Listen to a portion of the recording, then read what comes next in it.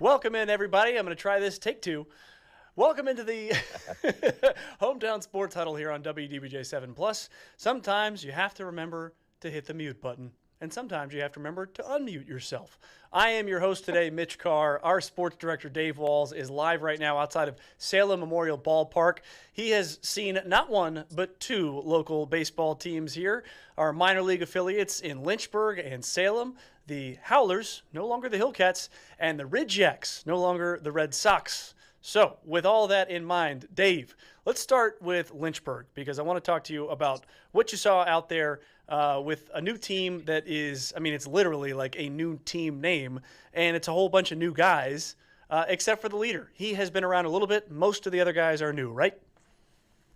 Yeah, for the most part, Erlen Serta, the bench coach for the last two seasons, takes over as the manager here in 2026. And he's someone who's not just managerial familiar with Lynchburg. He actually wrapped up his playing career as a Lynchburg Hillcat. He spent parts of 2 seasons, finishing up in 2018. But he also has some returning players here with some pretty deep pitching, also a third-round pick.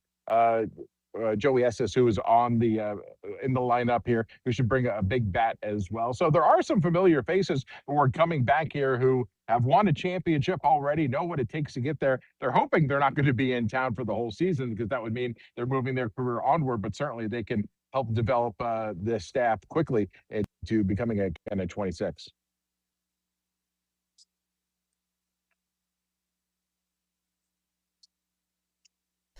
I keep forgetting to hit the mute button, so I'm going to figure that out. Don't worry, folks. Don't worry. I will get this. By the end of time, I will eventually get this. We have an editorial call at 2:30, so Dave tells us, hey, here's what I got coming up. And Dave was coming back from Lynchburg from seeing the first look at the Hill City Howlers and their uniforms. And you said, well, they just look like the Dodgers. And now that I've seen them, I could not agree more. They're just the Dodgers. Yeah, uniform-wise, it's very LA Dodgers. Down to the script, the colors, and they're still getting the renovations done at City Stadium in Lynchburg because there's still a lot of that Hillcat green around. But the team's going on the road for the next week. But, if you ask the players, a visual refresh every now and then, there's nothing wrong with it. And they've got multiple looks. We know they have some alternate identities as well that they've been leaking on social media. One of them is like a black and green, almost like a Marilyn Manson from like the late 90s, with like that kind Marilyn of Manson. Not exactly, but they're called like the Lynchburg Poison Apples, I think is the name of it. It's got this look it up. It's black, but then it's got like this neon green text on it. Almost looks like something like you would see like on those old Marilyn Manson. I was a kid in the 90s. Come on, I remember that. I remember my parents not letting me look at that stuff, but that's about that's the difference between how old you were in the 90s and how old I was. You had better parents than I did, Mitch. Let's admit that. But no.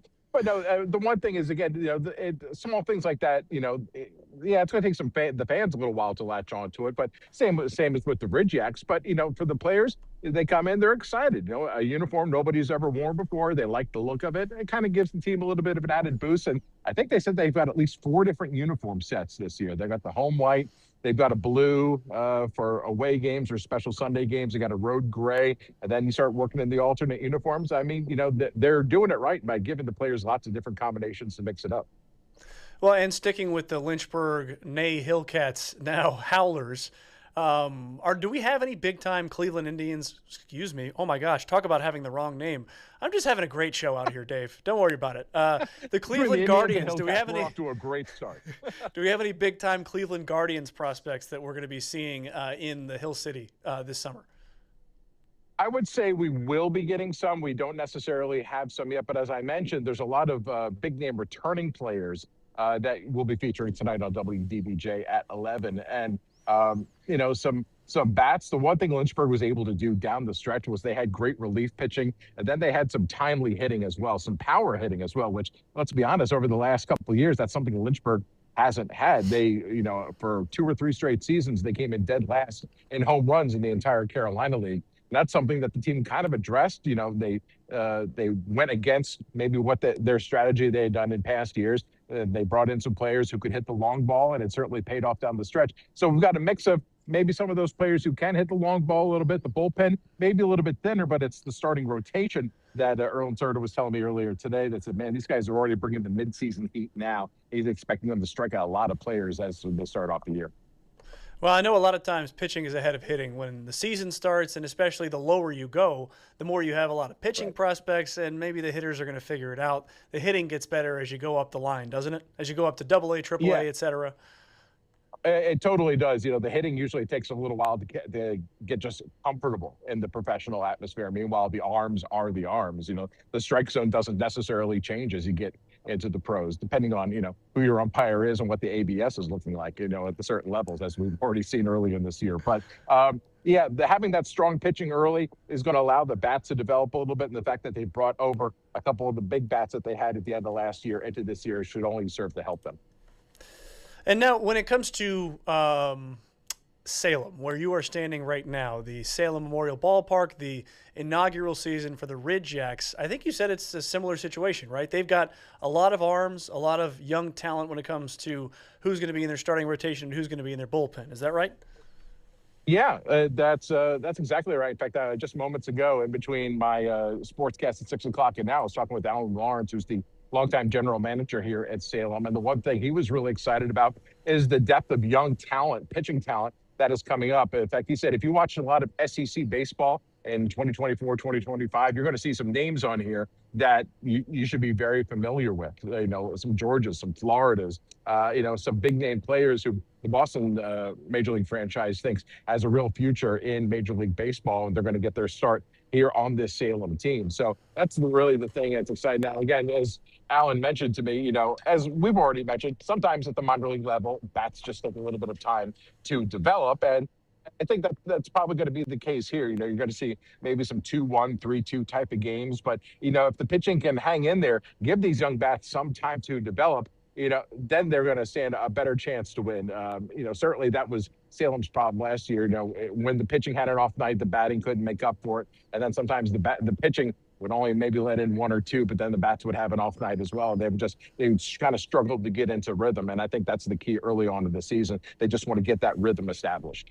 And while we have to wait a week to see the Lynchburg Hillcats, to see the Hill City Howlers, I've done it 3 times today, Mitch. You're good.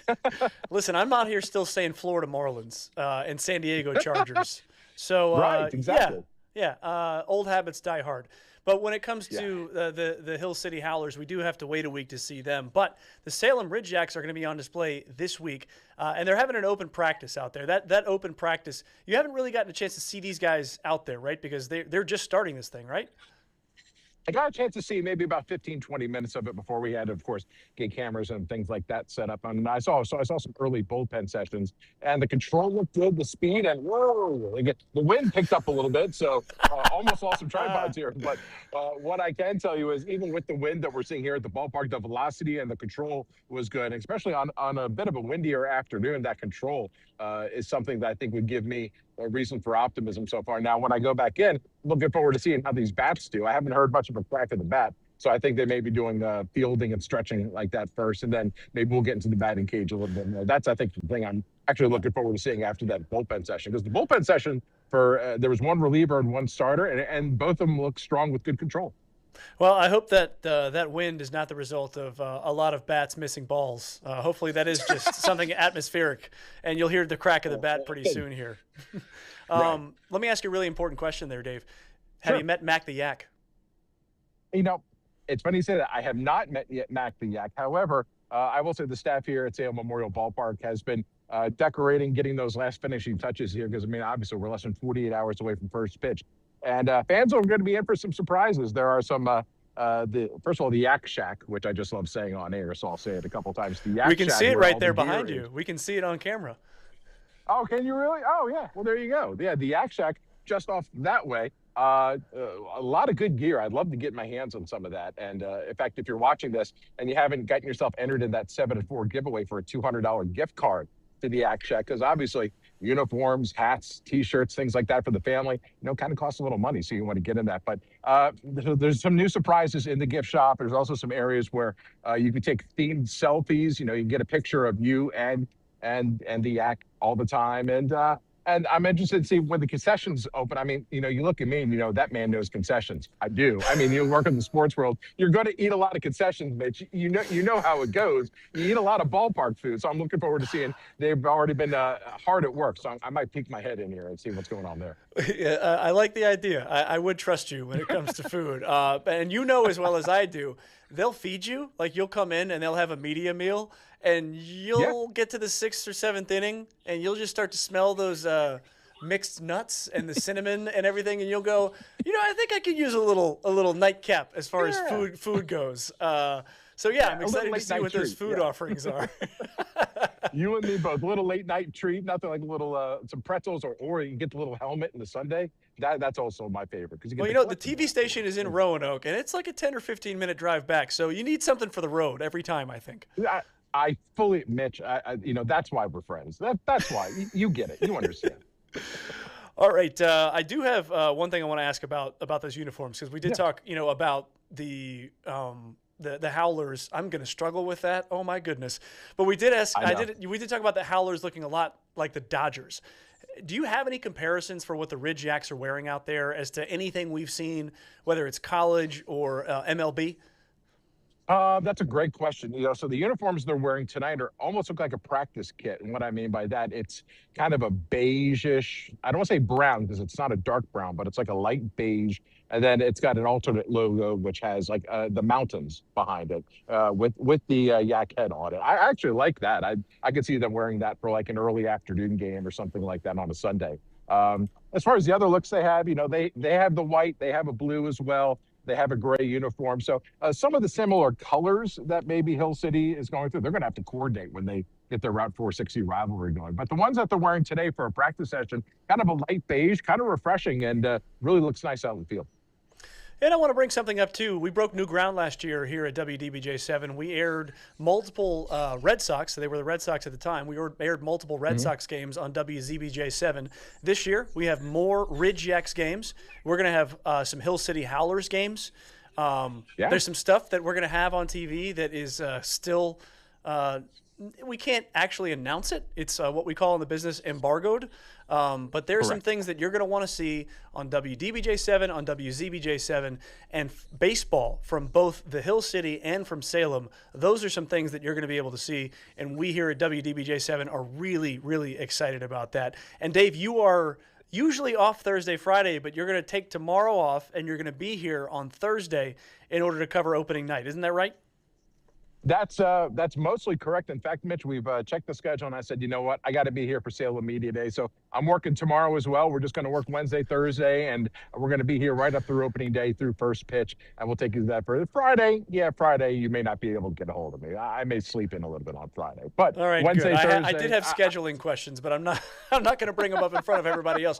So Dave's going to be here tomorrow, and we'll be part of the Sports Huddle, and then Dave will be at opening night. So when's the last time? I'm sure you were there in Lynchburg for the Hillcats last year, but opening day, just talk to me about your opening day experience, whether it's minor league or major league, because it's just a special time of year in general, and it doesn't matter what level of baseball it is. You see that first game, and you hear that Oregon music, and you see that green grass. It sort of tickles something inside you, doesn't it? It really does, more than any others, and I love virtually every sport we cover. I'm a huge football fan, hockey, everything. But when you get to opening day, and I don't care if it's 40 degrees and raining, or if it's like it is now upper 70s into the 80s and sunny and breezy. I mean, if you're a baseball fan, you just start, your hands start to tingle. You go, oh yeah, it's baseball time. It's that time of year. It's really exciting just to hear the crack of the bat. You hear the organ play or the music, and like you said, you smell the peanuts and popcorn a little bit. That gets you going as well. It is a special time. And the fact that what is it? 80, I didn't hear Ava's weathercast, but low 80s right now or upper 70s. It feels fantastic, and hopefully it stays dry enough for us to be able to get some ball in on Thursday. That does sound about right. Hey, Dave, stick around for us for a second. I know this is not something that is necessarily right up your alley, but I want to talk about World Cup qualifying because something happened today. We now know the 48 field team, and I'm surprising you with this, so forgive me. But I mainly just want to have someone to bounce something off of while I talk. So I love the World Cup. Bring it on.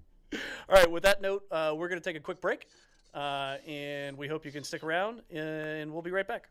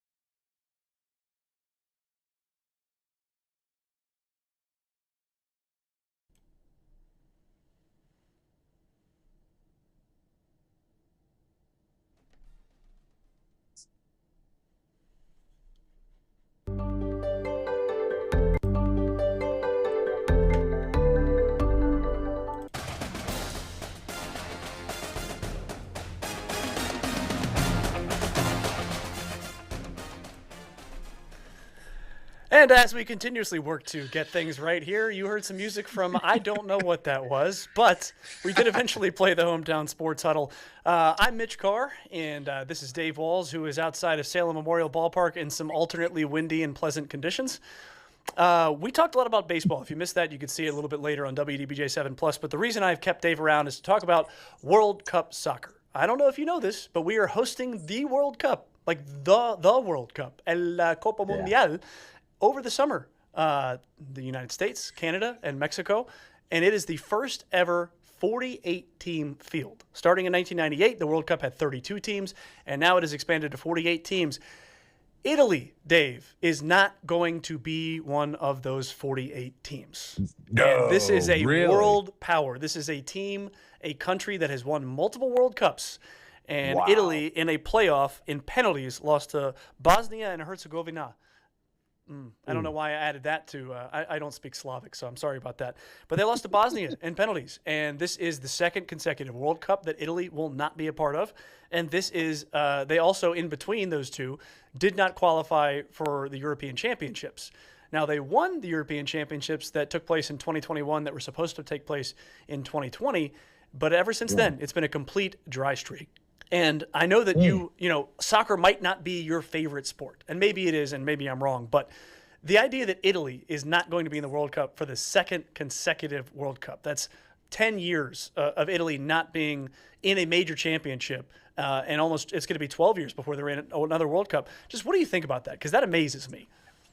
That is a shocker. You know, and like you said, you know, maybe I don't follow international soccer every single day, but man, when the World Cup comes around, I love it. I love watching the Euro tournaments and the CONCACAF. In fact, one of my favorite memories was working at a previous job. Was it Euro? Oh boy, I want to say 2008 or 2009, whatever year the Euro was. I had to take a business trip to France, and I was there with France. I landed on the night that France got eliminated from that Euro tournament, and people were crying in the airport and crying in the bars, like "No, les Blues eliminate!" You know, they were going. No, it's actually one of my favorite memories. Just being there in that atmosphere, and Hang on a I'd love to second, Dave. experience that more. Hang on a second there. Yes. You were one of your favorite memories is watching French people cry. No, you know, when you say it like that, maybe it doesn't come across. My point is to experience the atmosphere of international soccer. I think, I got to watch that game, amongst, in Europe, amongst people who were, invested in it. I mean, there was not a non-blue shirt in sight that day, aside from me getting off an airplane and being very, very, just jet lagged. But such an exciting atmosphere. But anyways, getting back to your point, the fact that Italy, two straight World Cups that they have not made it, again, for a powerhouse as Italy, who is always expected to be in contention. This isn't like, a United States, from like maybe, 2 or 3 World Cups ago where, hey, we made it. Oh, it's nice that we won a game and okay, we can go home with our heads held high. No, this is a country that, expects to not only be in it, but be in contention for the whole title. And I'm sorry if you're working on the staff of Team Italy right now, you are probably not going to be in that position much longer because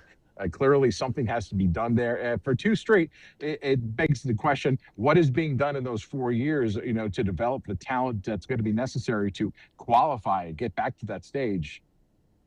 It is really interesting. My wife was born in Venezuela. I know you know this, Dave, but her grandparents, 3 out of 4 of them were born in Italy. And so my wife's family, they are huge Italy fans. When Venezuela is not involved, which in soccer they're typically not, it's more of a baseball country, they are locked in to Italy. And let me tell you, the family group WhatsApp chat, it was active and it was sad. I can't imagine. And when you said that just really bowled me over because, there's some teams, death taxes and these teams in the World Cup, you can just count on them. And for Italy not to be there for a second straight time is a stunner. And one more thing before we go, the last team in USA's group, USA is in Group D. The last team was filled today. That'll be Turkey. Turkey defeated Kosovo for the final spot in Group D. So now that group for the United States is Paraguay, it is Australia, and it is Turkey. And the United States will open the World Cup on June 12th, and that game will be against Paraguay, the South American nation. I mean, the number of countries that made it and Italy didn't, it's just, It's like never. It's going to be one of those things where, for example, you have Jamaica and the Democratic Republic of the Congo that are playing in a qualifier right now. One of those teams is going to be in the World Cup, and Italy is not. It just blows my mind. I just wanted to say that. That Team USA is going to play Turkey. Go ahead, Dave. No, I was going to say it says a lot about where football is on the international stage right now.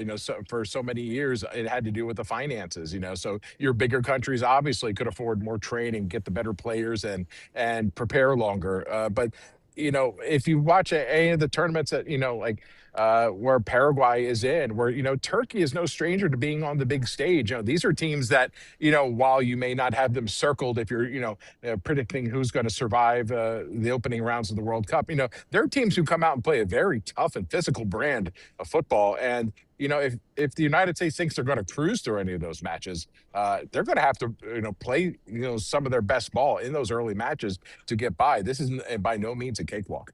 And certainly having Turkey in that group is going to make it a lot tougher than it would have been with Kosovo. Now, rounding out the other teams that made it, I already mentioned Bosnia and Herzegovina beating Italy. I mentioned Turkey beating Kosovo. Sweden defeated Poland, so Sweden is into the World Cup and Poland is out. And Czech Republic or Czechia, depending on what you would like to call them, they defeated Denmark in penalties. So Denmark is out of the next World Cup, while the Czech Republic is in. And again, all the fun is going to start on June 11th, and Mexico is going to be the first team to kick it off from Group A. That'll be down in Mexico City in Estadio Azteca. We're looking forward to that. But in the meantime, we got baseball, and Dave has been covering baseball. You'll be able to see more of what Dave covered from the Hill City Howlers as well as the Salem Ridgejacks tonight on WDBJ 7 News at 11. Isn't that right, Dave? Yes, it is right. We will, in fact, as soon as we're done, we're going to go talk with Alan Lawrence, the general manager, and learn what kind of promotions they're doing this year and get a little bit of a better idea of the product. Then tomorrow we'll get to meet Ridgex players and the new manager as well in an early afternoon media session, and that should be exciting as well. Less than 48 hours away. I know it still says March on the calendar, but man, it feels like summer already. It does feel like summer. That will do it for WDBJ 7 Plus and the Hometown Sports Huddle. For Dave Walls, I'm Mitch Carr. We thank you for watching, and we'll see you tomorrow.